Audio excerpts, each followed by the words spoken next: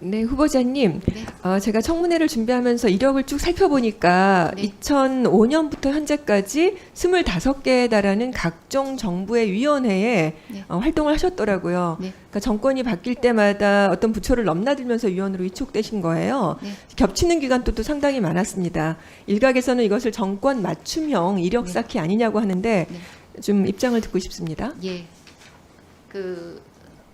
아까 존경하는 위원님께서 한번 지적을 하셨는데 제가 들어올 때만 해도 공대 여학생이 없었습니다. 굉장히 희소 가치가 있는 네. 그런 그 인력이 됐습니다. 그리고 특히 김대중 정부였었다고 생각하는데 그때부터 여성들을 네. 꼭 위원회에 임명해야 되는 그런 할당제가 있었던 것 같습니다. 네, 그러다 거기까지 보니 하겠습니다. 일단 네, 예. 후보자님 좀 이해를 했습니다. 아까도 네. 말씀하신 것처럼 이공계이기 때문에 어떤 뭐 이념의 성향에 네, 따른 것이 그렇습니다. 아니다라는 말씀을 하셨는데 저는 그러나 이게 정책의 철학도 있는 것이고 국민 네. 눈높이라는 게 있다는 말씀을 꼭 드리고 싶은데요. 네.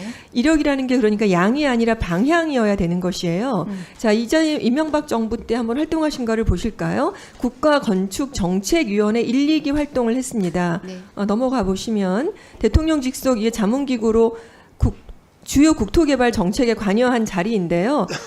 다음 슬라이드 보여주세요. 4대강 주변에 농어촌 경관 개선 사업을 경관 정비의 우수 사례로 이렇게 소개를 하셨어요. 그리고 4대강 사업의 성과를 홍보하는 듯한 이런 비교 사진도 이제 많이 볼 수가 있었습니다.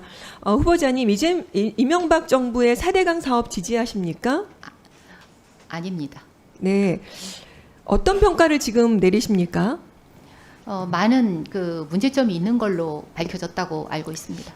네. 그러면 다 이제 그다음 보시죠. 윤석열 정부에서 하신 거를 한번 제가 쭉 살펴보니까요.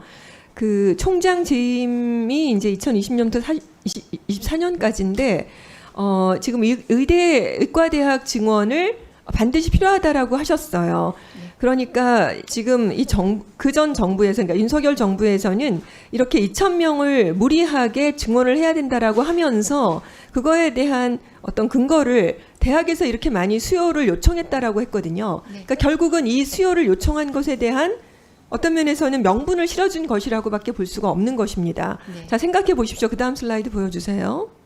보시면 이것이 뭐가 문제냐면은 이제 원래 110명 정도인데 300명을 이대 입학 정원으로 요청하신 거예요. 순중이 190명인 것이죠. 이런 상태에서 어떻게 교육자로서 이게 정말 제대로 된 교육이 이루어질 수 있다라고 보신 겁니까? 네, 말씀드리겠습니다. 국감 때 2023년에 말씀드렸을 때는 전 국민적인 그런 희망이 이 의료 인력이 늘어나는 거였다라고 저희들은 파악했습니다. 저뿐만 아니라 모든 대학 40개 대학 병원을 갖고 있는 네, 총장들이 네. 다 이해를 했던 네, 내용이고요. 네, 다 그래서 그런 그런 것인데요. 취지의 내용을 그래도 말씀드린 해도 거고요. 너무합니다. 그럼 해도 그다음에 너무하셔요. 네. 190명에 잠깐만요. 대해서 후보자님 말씀 끊고요. 우리 네. 질의를 해주시고 네, 나중에 시간이 기회 없어서 드릴게요. 네. 죄송합니다. 그래서 감사원에서도 충남대 내부 의사결정 과정 전반에 대해서 들여다보고 있습니다. 네. 어떻게 책임에서 좀 자유롭다고 좀 보여지지는 않습니다. 자, 그 다음 슬라이드에서도 좀 보시죠. 이제 이재명 정부가 열렸습니다. 그래서 이재명 정부에서는 이제 우리 후보자님께서 그 서울대 10개 만들기 추진위원장을 이제 맡으신 것이죠. 근데 이게 서울대 10개 만들기는요, 이전에 이 민주당의 공약으로도 들어간 것이에요. 그러니까 실질적으로 이것을 뭐 공약을, 정책을 구상하거나 설계한 것이라고 보기는 어려운데, 서면 질의를 제가 해보니까 로드맵이나 재정 방안에 대해서는 구체적이고 어떤 명확한 구상이 제시되어 있지를 않아요. 그러니까 제가 보니까 상당히 공허하구나. 이걸 선언적 차원에서는 이걸 얼마나 아름다운 말로 포장을 해서 말씀을 많이 하실 수가 있겠습니까만 로드맵이나 재정 방안 그러니까 한두 발짝 더 들어갔을 때 그것이 전문가답게 명확하게 좀 그것이 제시가 되었어야 되는 것이에요. 그러니까 어쨌든 결과적으로 보면 이명박 정부, 윤석열 정부, 이재명 정부에 이르기까지 각 정권의 기조에 따라서 주요 상징 정책이 있으면 전문가로 총장으로서 여기저기 다 무비판적으로 따라가신 것이 아닌가 이런 생각이 든다는 것이에요.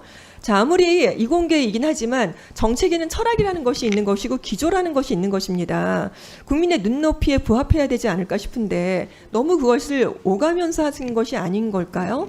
어떻게 이것에 대해서 해명하실 수 있겠습니까? 왜 그러냐 하면 정권의 요구에 무조건 다 호응할 수는 없는 것이거든요. 아무리 이공계의 가치 중립적인 기반의 학문이라 하더라도요. 그 부분에 대해서 한번 해명해 주시죠. 예, 서울대 10개 만들기는 제 이력에서 굉장히 독특한 경우입니다. 그거는 정권 이념에 맞춰서 제가 수용을 한 거고요. 정확하게 말씀드리자면. 그리고 그 전까지의 모든 위원회 활동은 제 주 전공과 관련되는 거여서 이념과 관계가 없었다고 생각합니다. 그게 제 의견입니다. 네, 정책적인 철학에 있어서 그 정부의 어떤 흐름에 끌려간 적은 없고, 그 4대강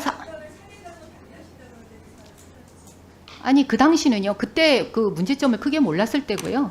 그 당시에는 저는 전문가로서 농어촌 전반에 대한 경관계획에 대해서 자문했습니다.